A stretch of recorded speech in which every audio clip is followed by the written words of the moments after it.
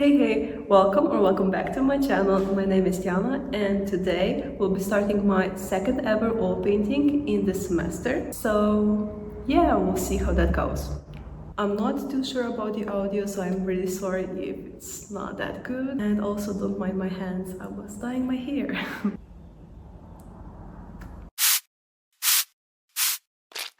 So I started off by sketching with diluted oil paint, and once the sketch was done, I moved on to the local colors. So what does that actually mean is that those are basically the natural base colors of each area before adding any light or shadow. As you can see, I have some magenta in my hair and I wanted to bring the same shade into my lips, and why not also to the rose. I was pretty nervous at the start because this project is actually a hybrid portrait. So my previous piece, which was also my first oil painting ever, mind you, was actually just a copy of a Baroque work made by a painter called Guido Reni, and now I somehow have to recreate that and add myself into it as a self-portrait, you see. So yeah, we'll see how that goes. And if you haven't started manifesting yet, please grab your favorite crystal and start, because honestly, I don't know how else I'm getting through this painting session. What you see me doing here is the same technique I used for my hair. So I'm basically painting the local colors again,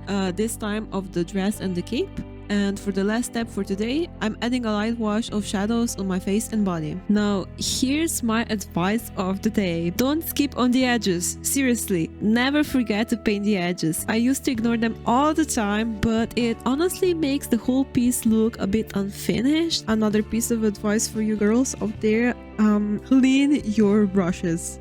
Clean them, please. I don't know what happened to my previous brushes, but when I was working with acrylics, my whole brushes just came off, probably because of the plastic in the acrylic paint. But yeah, turpentine just eats off my bristles and they just look so tired. The next day, I got my first round of critiques and my professor told me that I needed to change the color of the dress. I needed to change it to green of all colors. So yeah, I question his advice pretty often, but it somehow always ends up looking okay, so I trust his advice. I did exactly what he wanted me to do and I added a wash of green, but that wasn't all. The second correction came right after, the same day, and he wanted the table in front of the portrait to be a brownish magenta. I don't know how he got that combination, but I had to do it. At that point, I was so tired of constantly changing things that I had to take a break. I just grabbed a little snack and a Monster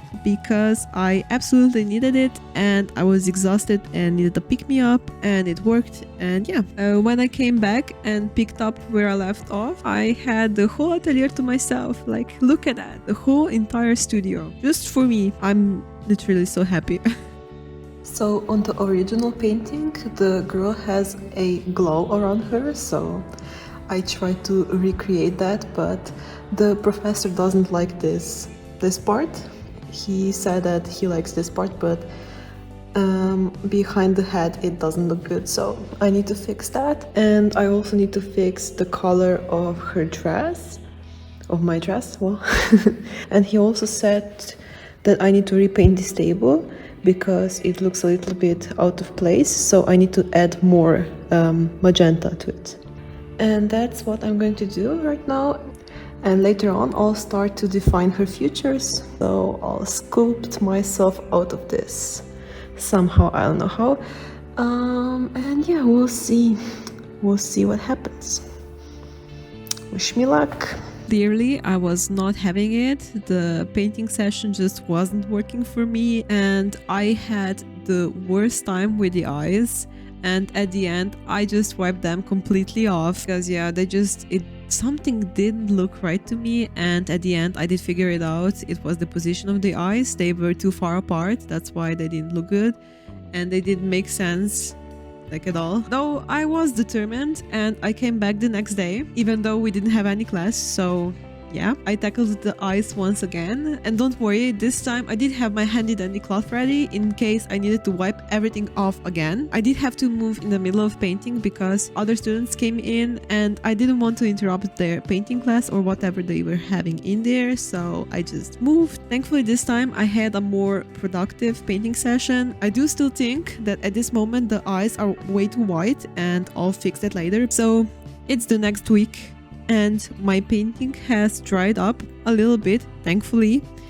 The professor gave me another critique that I need to make the dress a little bit more goldish, so a green goldish color. I tried to achieve that by adding ochre. Using oil paints is so satisfying to do. Don't worry, I have noticed that a few things were really off. For an example, my face had turned a bit too orange after the paint has dried, so I fixed that. I also matched it to the other hand and the rest of the body. Even though it might look finished to you, there was still one thing missing: the necklace. We had to paint something personal, something people would recognize us by, and I absolutely adore my Vivienne Westwood pearl necklace. It's fake, by the way, so of course I had to include it. Honestly, it was the most satisfying part to paint. At the very end, I added some highlights to my hair, and there we have it. Comment down below if you have any critiques, art advice or opinions. I read everything and I love hearing it from you. I really want to chat with you guys and hear what you have to say and talk about art. Like and subscribe so I can make more videos like this. And if you made it this far, thank you so much for spending time with me and my art. Thank you for your support, and now a moment of silence so you can appreciate the painting study in peace. Bye bye.